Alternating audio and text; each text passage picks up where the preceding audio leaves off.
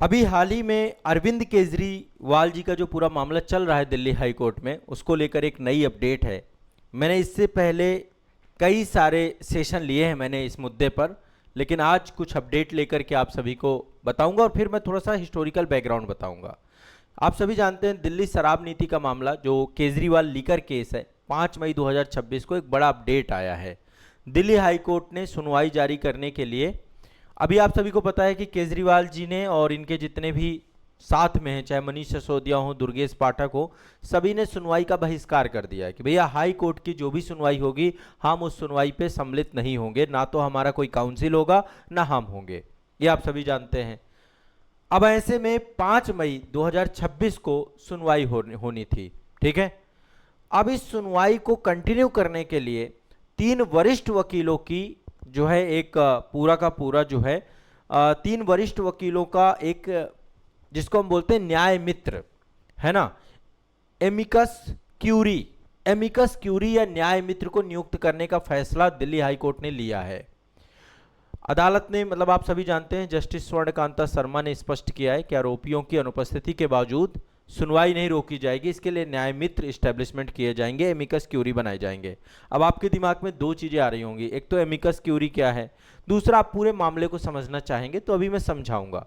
Amicus curiae का मतलब, amicus curiae का आसान भाषा में मैं शब्द यूज कर रहा हूं न्याय मित्र या अदालत का मित्र के रूप में, है ना। ये भी वकीलों का एक पैनल होता है और जो आम आदमी पार्टी है अभी, इनकी ओर से कानूनी दलीलें यही रखेंगे, एमिकस क्यूरी ही रखेंगे।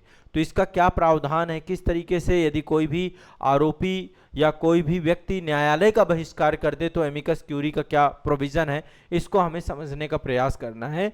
सबसे पहले थोड़ा सा बैकग्राउंड भी समझेंगे और मामले की वर्तमान स्थिति को समझेंगे, उससे पहले एक बार एमिकस क्यूरी के बारे में समझेंगे, ठीक है।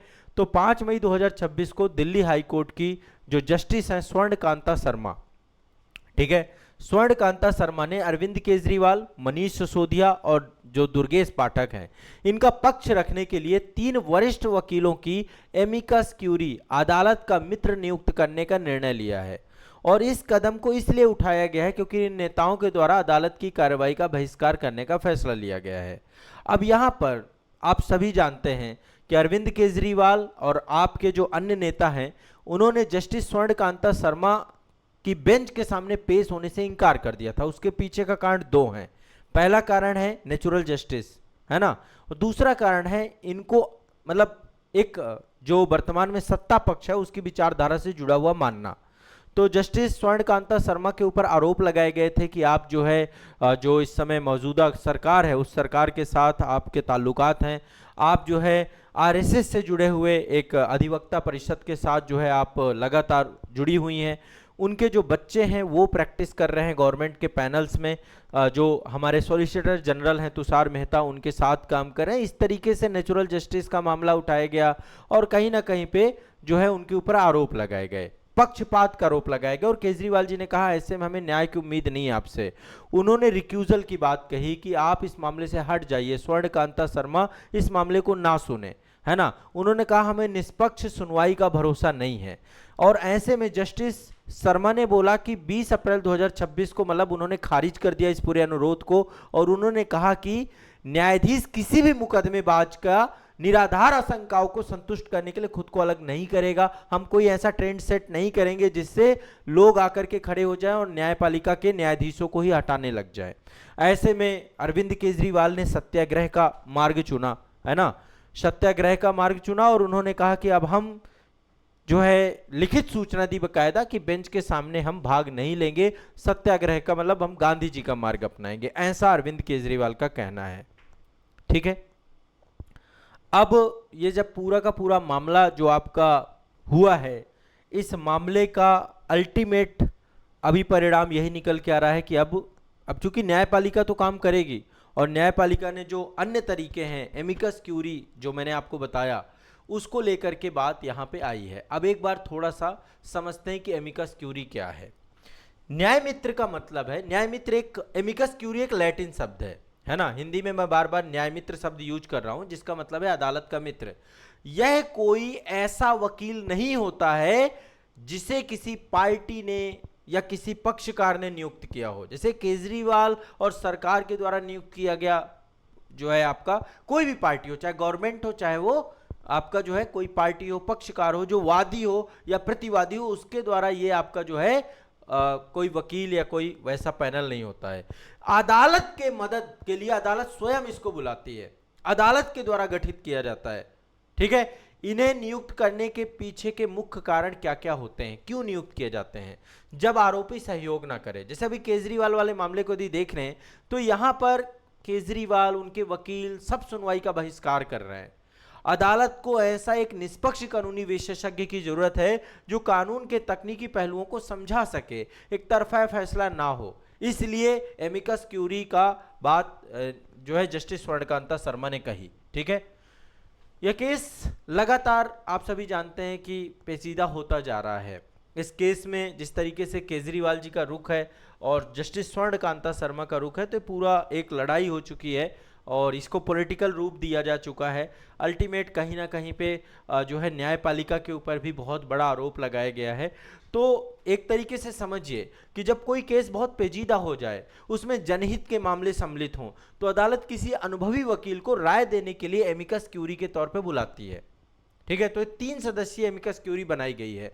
अदालत यह सुनिश्चित करना चाहती है कि भले ही आरोपी मौजूद ना हो, लेकिन उसके कानूनी अधिकारों का, उसके बचाव के तर्कों की चर्चा जरूर हो। ठीक है, तो एक कारण तो यह है। अल्टीमेट एमिकस क्यूरी करेगी क्या? एक तो निष्पक्ष राय देगी किसी भी पक्ष में, चाहे सरकार हो चाहे, मतलब एक चीज समझिए, चूंकि ना तो ये आरोपी के द्वारा बनाए जा रहे हैं ना तो सरकार के द्वारा बनाए जा रहे हैं, तो ये कोई तरफदारी नहीं करेगा एमिकस क्यूरी। ये इसका काम होता है कानून की सही व्याख्या करना। ठीक है, अदालत की इससे मदद होती है। अदालत केस से जुड़ी हुई दस्तावेजों को समझेगी, पुराने अदालती फैसले को समझेगी, कानून की बारीकियों को जज के सामने रखेगी और ये अदालत के दलीलों को पेश करते हैं।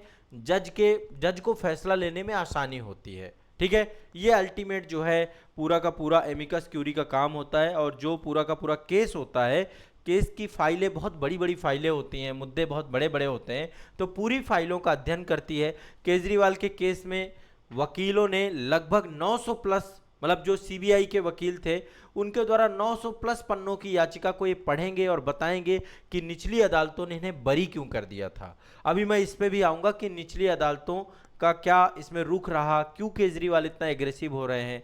तो और ये पूरा मामला क्या है, दिल्ली शराब नीति के मामले को बहुत शॉर्ट में समझने का हम प्रयास करेंगे ताकि आपको एक बार ये पूरा का पूरा मुद्दा समझ में आ जाए।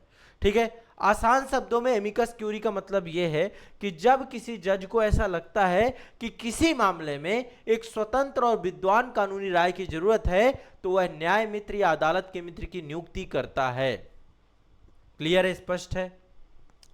3 सदस्यीय एमिकस क्यूरी बनाई गई है। किसके मामले में? अरविंद केजरीवाल के मामले में। अब देखिए पूरे मामले को समझते हैं। देखिए दिल्ली शराब घोटाला कथित राजनीतिक वित्तीय घोटाला है। इसको राजनीतिक पार्टियों के द्वारा उठाया गया और ये शराब नीति 2021-22 में लागू की गई शराब नीति है और उसके भ्रष्टाचार के आरोपों से जुड़ा हुआ है।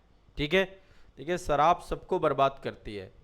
केजरीवाल जी का पूरा पॉलिटिकल कैरियर, जहां एक बार केजरीवाल विपक्ष का चेहरा बन रहे थे, ऐसा लग रहा था कि देश में आगे जाके बहुत अच्छा करेंगे, पूरा इनका पॉलिटिकल कैरियर खराब हो गया एक शराब नीति के मामले से, है ना। तो दिल्ली में आम आदमी पार्टी के द्वारा 17 नवंबर 2021 को नई आबकारी नीति लागू की गई थी और अल्टीमेट इसका उद्देश्य था सरकार के राजस्व को बढ़ाना और शराब माफिया के प्रभाव को कम करना। इसके तहत दिल्ली को 32 जोन में बांटा गया था और सभी शराब की दुकानों को प्राइवेट हाथों में सौंप दिया गया था। मतलब सरकारी जो शराब की दुकानें थी वो भी प्राइवेट हाथों में चली गई थी। जुलाई 2022 में दिल्ली के जो मुख्य सचिव हैं उन्होंने उपराज्यपाल को एक रिपोर्ट सौंपी जिसमें पॉलिसी मेकिंग में बहुत सारी अनियमितताएं और भ्रष्टाचार के आरोप लगाए। तो ये मामला चालू होता है दिल्ली के मुख्य सचिव के द्वारा। दिल्ली के जो मुख्य सचिव उन्होंने एलजी साहब को एक रिपोर्ट दी। ठीक है, और इसमें कई सारे मामले उठाए गए, जैसे होलसेलर का कमीशन की बात एक सबसे बड़ा मुद्दा था, है ना। यह आरोप लगाया गया कि जो दिल्ली शराब नीति बनाई गई है उसमें थोक विक्रेताओं का कमीशन जो है 5% से बढ़ा के 12% कर दिया गया है। ठीक है, और इसके पीछे बताया गया कि इसका बहुत बड़ा हिस्सा रिश्वत के रूप में लिया जाएगा। किकबैक बोलते हैं हम इसको, है ना। इसके अलावा लाइसेंस फीस काफी बढ़ा दी गई, है ना। कोरोना महामारी का बहाना बनाकर लाइसेंस धारकों से करीब 144 करोड़ रुपए की फीस अवैध रूप से माफ करने का आरोप की बात की गई। तो लाइसेंस फीस माफ की गई, उस मामले को भी यहां पर जो है लाइसेंस माफी जो हुई, और इसको भी बोला गया कि जो पैसा माफ किया गया ये भी बैकडोर एंट्री हुई इससे, है ना। केजरीवाल सरकार ने कहा कि भाई कोविड के कारण से बहुत सारा नुकसान हुआ, बहुत सारी दुकानें बंद रही, ये सारी चीजें हुई, इसलिए लाइसेंस फीस माफ हो जानी चाहिए। लेकिन अल्टीमेट ये भी भ्रष्टाचार से जुड़ा। इसके अलावा बहुत सारी जांच एजेंसियां इसके बाद लगी, जिसमें सीबीआई, ईडी, है ना। इन्होंने दावा किया कि जो साउथ ग्रुप है, शराब कारोबारियों ने इस नीति के बदले आम आदमी पार्टी को 100 करोड़ रुपए की रिश्वत दी है, और इसका इस्तेमाल किया गया है, जो गोवा में इलेक्शन हुए हैं उसमें इस्तेमाल किया गया है। इस तरीके से पूरा मामला चर्चा में आया, मीडिया ट्रायल पे पहुंचा। अगस्त 2022 को सीबीआई ने मामला दर्ज किया। मनीष सिसोदिया को फरवरी 2023 में गिरफ्तार कर लिया गया, जो कि शिक्षा मंत्री थे, उप मुख्यमंत्री थे। अरविंद केजरीवाल को 21 मार्च 2024 को ईडी ने गिरफ्तार कर लिया, उनके आवास में गिरफ्तार किया गया, ठीक है। और उसके बाद जो है आप सभी जानते हैं चुनाव हुए, दिल्ली में इलेक्शन हुए, बहुत बुरी स्थिति जाके क्रिएट हुई पूरी की पूरी, बहुत लंबा पूरा मामला चला। केजरीवाल जेल से मुख्यमंत्री बन के काम किए, फिर बाद में इन्होंने इस्तीफा दिया। आतिशी जो है आम आदमी पार्टी की मुख्यमंत्री बनी। अभी जो मोड़ आया 2026 में, बहुत बड़ा मोड़ आया फरवरी 2026 में। 27 फरवरी 2026 में राउज एवेन्यू कोर्ट, जो आपका जो लोअर कोर्ट था आपका, जहां पे पूरा मामला चल रहा था सीबीआई कोर्ट के तौर पे, केजरीवाल और सिसोदिया को पर्याप्त सबूतों के अभाव में सभी आरोपों से बरी कर दिया गया। ये मतलब एक बड़ा टर्निंग पॉइंट है। जो लड़ाई 2021-22 से शुरू हुई थी, 2026 में पूरी तरीके से समाप्त कर दी गई कोर्ट ने। सीबीआई तुरंत हाई कोर्ट पहुंच गया। आमतौर पे दूसरा पक्ष हाई कोर्ट पहुंचेगा तो सीबीआई हाई कोर्ट चला गया, और जब हाई कोर्ट चला गया तो हाई कोर्ट में केजरीवाल ने कहा कि जो जज सुनवाई कर रहे हैं वो पक्षपात करेंगे, वो सरकार से जुड़े हुए हैं, उनके बच्चे सरकार के साथ काम कर रहे हैं, उनसे न्याय की उम्मीद नहीं है, वो निष्पक्ष नहीं है। जस्टिस स्वर्णकांता शर्मा की बात हो रही है, और ऐसे मामले में केजरीवाल ने हाई कोर्ट की जस्टिस स्वर्णकांता शर्मा पर पक्षपात का आरोप लगाते हुए सुनवाई में शामिल होने से इनकार कर दिया, सत्याग्रह की बात कही। और इस गतिरोध के कारण से कोर्ट ने एमियस क्यूरी यानी न्याय मित्र नियुक्त करने की बात कही, ताकि मामले की सुनवाई को आगे बढ़ाया जा सके।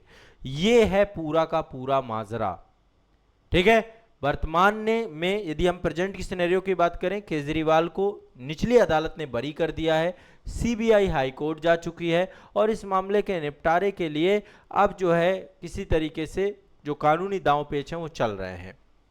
अब इसका आगे का भविष्य क्या है, केजरीवाल क्या करते हैं, एमियस क्यूरी क्या करती है, क्या ये सत्याग्रह सफल होगा, केजरीवाल के ऊपर क्या चीजें होने वाली हैं, इन सब को लेकर के आने वाले पर्टिकुलर सेशन पे हम डिटेल से बात करेंगे। उम्मीद करता हूं कि आपको एमियस क्यूरी समझ में आया होगा, न्याय मित्र का कॉन्सेप्ट समझ में आया होगा, क्यों न्याय मित्र लाया जाता है। दिल्ली शराब नीति भी आपको बहुत शॉर्ट में समझ में आई होगी। पूरा केजरीवाल जी का मामला और जो कानूनी दांव पेच है वो भी आपको समझ में आए होंगे, ठीक है। देखिए, मेरा काम है जटिल से जटिल चीजों को आसान कर देना, इंटरलिंक कर देना। मैं इसलिए आपको चीजें पढ़ा रहा हूं, तो आपको कोई टेंशन नहीं लेनी है। जो चीजें मैं पढ़ाऊंगा वो आपके दिमाग में बैठेंगी, इस बात पे कोई दो राय नहीं है, ठीक है। चलिए।